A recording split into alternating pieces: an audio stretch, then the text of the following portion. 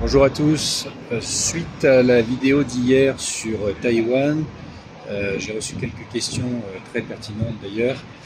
au sujet des prétendues violations chinoises de l'espace aérien taïwanais, dont on entend parler régulièrement dans les médias occidentaux, et on me demandait un petit peu quel était mon point de vue là-dessus. Alors avant de rentrer dans le vif du sujet, je vais quand même faire un point sur ce qu'on entend dans les médias occidentaux, parce qu'il faut savoir que parler de violation de l'espace aérien taïwanais est dans le meilleur des cas de l'ignorance crasse, dans le pire des cas c'est de la diffamation pure et simple. Alors on pourrait imaginer qu'un journaliste occidental fasse preuve d'ignorance crasse, c'est quelque chose, c'est une hypothèse qu'il ne faut pas écarter, mais le fait que ce soit coordonné au niveau de tous les journaux de la presse, on va dire de la presse grand public et des médias télévisuels grand public, ça laisse faire quand même faire penser qu'il ne s'agit pas d'ignorance crasse, mais bel et bien d'un effort coordonné de diffamation de la Chine. Alors, pour parler de ce qui se passe vraiment sur le terrain, il n'y a jamais eu depuis 1949 de violation par l'aviation chinoise de l'espace aérien taïwanais.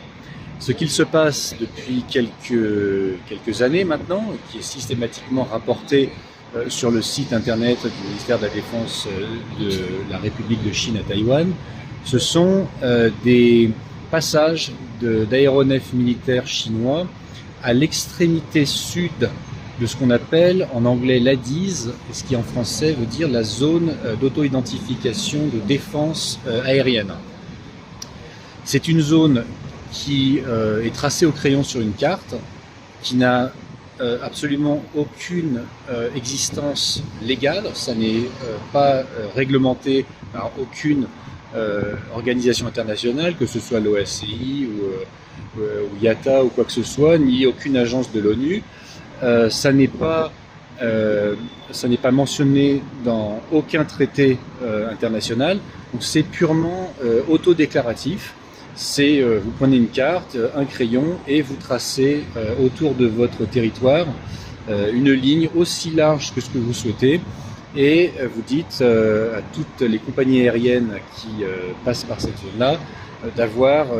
la gentillesse de s'identifier, globalement de fournir un plan de vol simplifié en expliquant où est-ce qu'ils vont, d'où ils viennent et pourquoi est-ce qu'ils passent par cette zone-là.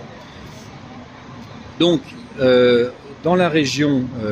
mer de Chine du Sud et on va dire la région de l'Asie du Nord-Est, il y a globalement 4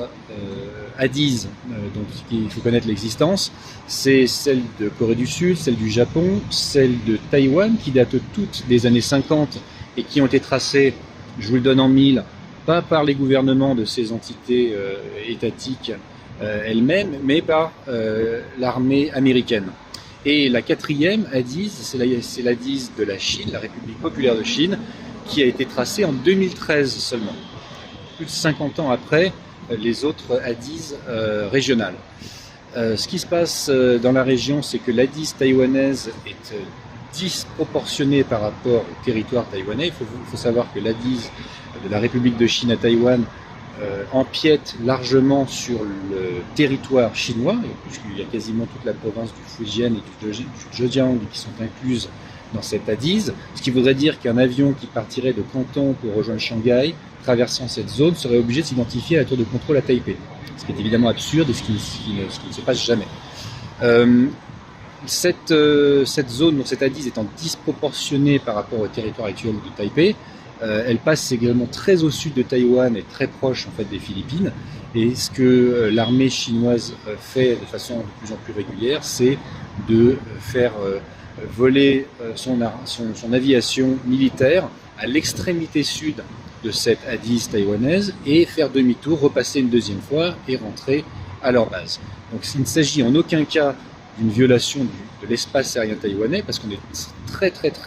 au sud de Taïwan, on est quasiment aux Philippines à cet endroit-là, et ces manœuvres sont faites par l'aviation chinoise pour montrer que ce territoire n'est absolument pas contrôlé par les autorités taïwanaises,